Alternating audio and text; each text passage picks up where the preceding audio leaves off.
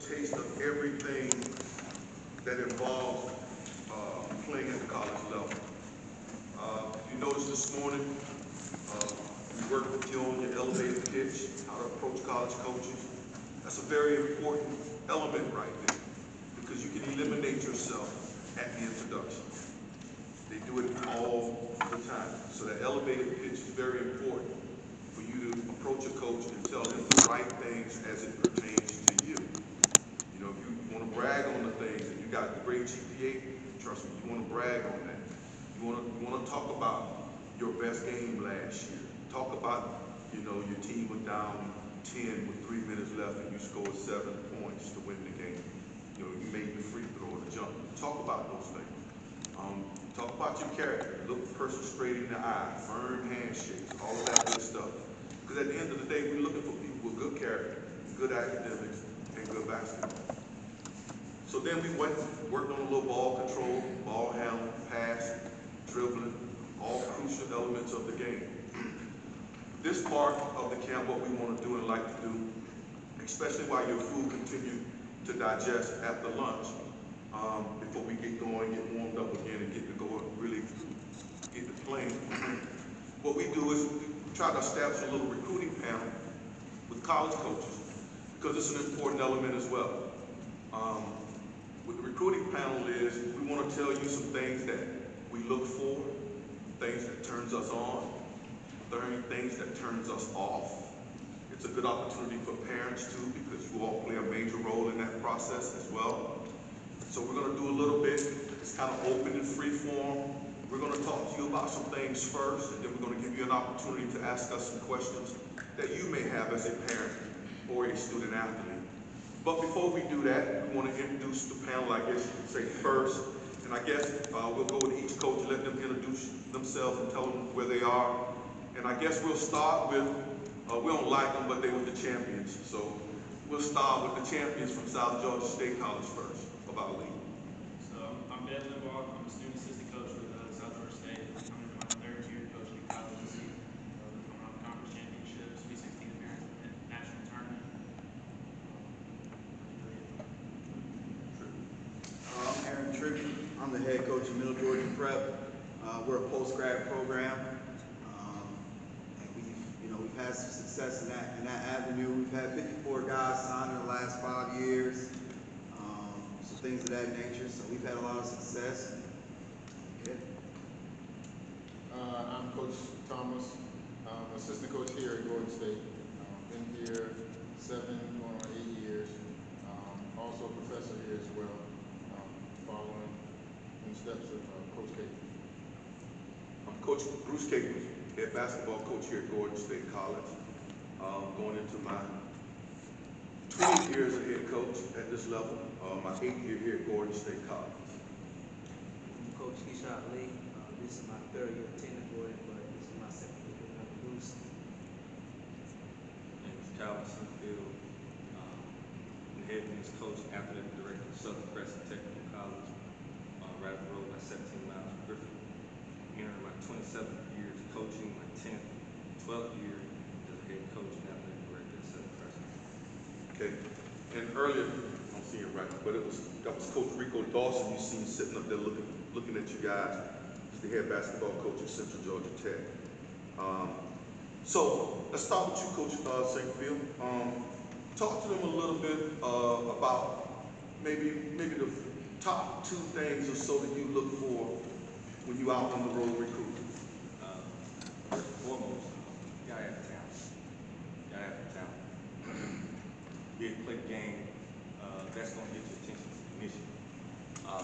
As I'm watching someone play, the next thing, like if a kid has my attention about his skill set, size, or ability, and it varies. I want to see how he plays the game. I had that group. Raise your hand if you was in my group. My group first started. I talked to those guys about some things that are really important. Work ethic. You know, it's working. It's trying to be a team player. This thing we were talking about, 2-way players. Playing basketball, you're supposed to be a 2-way player. You got to play defense. You got to play offense. You got to contribute to the team in that manner. And then the next thing I look at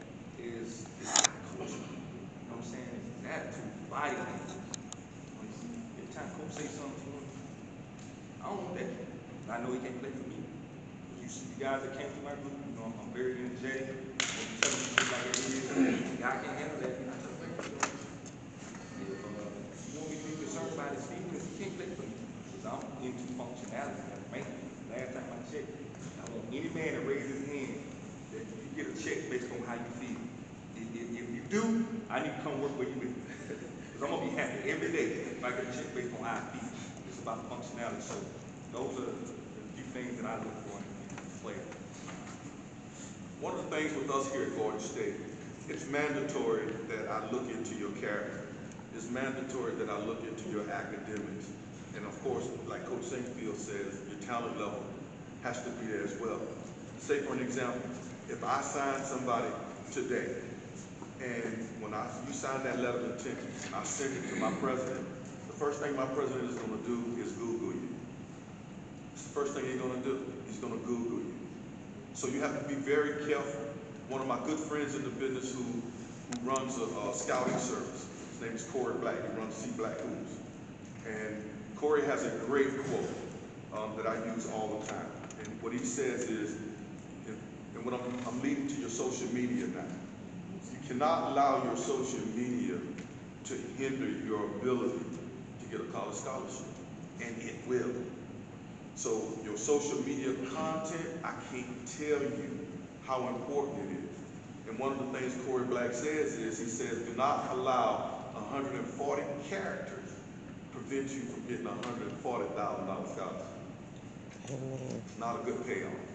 So clean up your social media today. If they're not clean, clean it up, because coaches go straight there. I've seen examples in football, sitting up at a football game, and a Division I coach came to see one kid, but the other kid caught his eye. And he was loving on that other kid until he went to his social media page. He's sitting there talking about rolling blunts and all of that type stuff there. So right then, he got on that coach's list, and while the coach sitting in the stands watching him play, loving the way he played, he got on the list and went off the list at the same time. So clean up your social media. Coach, you want to talk a little bit about some things you look for? In South Georgia State, we're a real defense-oriented team, so I want guys with a high motor who come in and play hard. Guys that don't really have a whole lot of struggle with academics. We've had problems with that in the past where guys will come in, play really well for a year, and mess up the classroom, and can't bring it back. That sucks for us and it sucks for them. So we look for guys that can handle their business on the court and off the court. Some of these got bad body language, they're not going hard. I don't care how good they are. I don't want them to keep me the most athletic dude, the best shooter, score the ball that will. But if it looks like you don't care, then I don't want you on my team. Well, I'll let Coach Trivia go next, because just in the last few years, he's had like 50 some guys sign Division I, Division II, JUCO. We take a lot of guys and we place them with them to get better, or to get better academically, to get stronger as a player, to get quicker as a player. And then we just recently signed a guy off his team, and most teams in our league recruit from you, right? Just almost everybody's gotten at least somebody from you at some point, for the most part. So talk to them a little bit about what you're looking for to feed us. Sure. So I just kind of piggyback on a lot of what they just said. I'm a big energy guy. You know, I don't think anything great can be accomplished without enthusiasm. If you're not fired up about what you're doing, then how can you be great at it, right? And I think that right there kind of trickles into it's an everyday thing. Coming in here every day, you're lifting. Every day you're working on your shot. You know, that translates not just to basketball, that's just life in general. If you're not fired up about what you're doing, you're not going to be good at it. Who wants to be okay at something, right? So, you know, whenever I'm looking for guys, I'm always looking for guys that are energetic, passionate about what they do, fired up about trying to be better. You know, I think that's extremely important. If it's not a passionate thing about it, if it's something that's not passionate for you, then just play rec with you, things of that nature. But if you're fired up about it, you'll stand out automatically. I always feel that way. So I'm always looking for energetic, passionate people. So just all of us just throw out one, and we'll just keep going until we run out. But let's start by Coach Saintfield. You have Coach St. Phil, you go first, and we'll just go straight down the line. Give them some deal breakers, things that turn you off in recruiting. Number one thing is poor attitude. It's just, because a poor attitude can be cancerous throughout your whole team. It can take over your team in 2 days. Attitude. I watched some, I had one group over here, a guy struggling in basketball, and another kid immediately jumped in to help him, explain to him how the ball handle was supposed to be. And that kind of stuff right there, you win. But this poor attitude, you know, it's not going to be a good vibe or something that you got to do when it comes to it. Poor attitude is a deal breaker. Go. Lack of effort.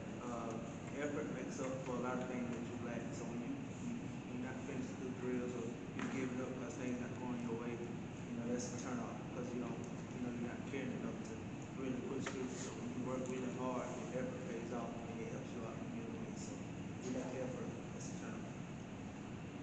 I'm a big body language guy. Coach St. Phil talked about it earlier. All I know is that when I come to practice, all night and all day, I'm prepared to come to practice to accomplish something. So when you walk in like you don't care, you walk in like you lazy, or you got an attitude about something, or you mad about your girlfriend or whatever, I don't care about it. All I know is when I come ready to practice at 3 o'clock, I want a great attitude, great body language, and great body language means that you're ready to come to work. You're ready to come to learn. You're ready to come get 1% better every day. But when you come in with that bad body language, slow fin, and all that, you're not ready to work. So I'm really turned off by poor body language. Two things I'm turned off by. I'm a retired military guy. One of the biggest things that turns me off is attention to detail. You gotta pay attention to what somebody is telling you to do or asking you. You have to do it. Number two is time. If you ain't on time, you late. Period. Ain't no ifs, ands, or buts. If I can get up and get here at 5 o'clock and leave my house at 4 and get here at 5 for a workout, you should be in here at 4:59, 59 to work out. Time. Time waits for no one. I'm telling you. If you think somebody will sit and wait for you, you got another day coming. Remember, time. Be on time. Everywhere. That's me. Go. Just emphasizing kind of once again what they said. They hit it on the head with a lot of different things, with enthusiasm. You know, lazy guys who come in and just look like they there. Mama said you gotta get out the bed and go, or you gotta be there instead of wanting to be there. Enthusiasm. That's a big turn off for me. So look like you just woke up and you just got here. That's gonna be a big turn off. And the big one, it's still kind of piggybacking on them, but laziness. And everybody in here says they love basketball, but if you come in and you don't go hard in the drill, you don't go as hard as you can trying to finish it, or something doesn't go your way, you stop trying, or you come in with a bad attitude, that's a big turn off. One of the reasons we were so successful last year is because we had guys that loved to work. It wasn't just about the game. Like, I had to be tested every single night. Coach, we get in the gym, come open it up. 12, 1, 2, 3 a.m. Blowing my phone up trying to get in the gym just because they wanted to work. They didn't care about playing games. We didn't play games until January last season. We had dudes bugging me. I had dudes bugging me from August when we got there until now in the summer. I still got dudes bugging me every day trying to work out. And I think that's a big reason why we're successful. If you don't have that drive to get better and you're not playing games, that's a big turn off. I think another good thing to tell you about too is when you forward your highlight tape. When you forward your highlight tape, one or two things is going to happen. Well, I would say in my case, one or three things is going to happen. I'm going to delete it, I'm going to watch it, or I'm going to forward it to one of them. So let's talk about why I'm going to forward. Number one, don't send a highlight tape with every curse word to your music, to mankind. I'm an old man now, I'm 58 years old, I don't want to hear it. So see, if you're gonna send it to me, send me the instrumental version. I can work with that. But I don't want the cussing in your videotape and all of that type thing. Coach showed me one this morning that still got me laughing. Somebody sent him a videotape and it started out, all he doing is showing the waves. Really? Showing the waves in his head. What did he do at the end? He had a song, dancing, leave a like, comments, type of YouTube channel. What I'm sure So that one don't get watched by me. That one don't even get forwarded. So that one that gets the straight X. The other thing with the highlight video that can be a negative for you, guys, you can't just send us a video where you just made 20 jump shots. We all know that you don't make all the jump shots you take. My advice is send me some with you jump shots. Send me with some driving. Send me some stuff with you driving and passing. Send me some stuff with you playing good defense. Send me some stuff blocking out and rebounding. Mix the game up. Coach Sankfield just told you about the two-way. That's not a new term. When you come to the game, you're supposed to be a two-way player. You see what I'm saying? So if that's the case, you want to show us on your highlight film, you want to show us a variety of things that you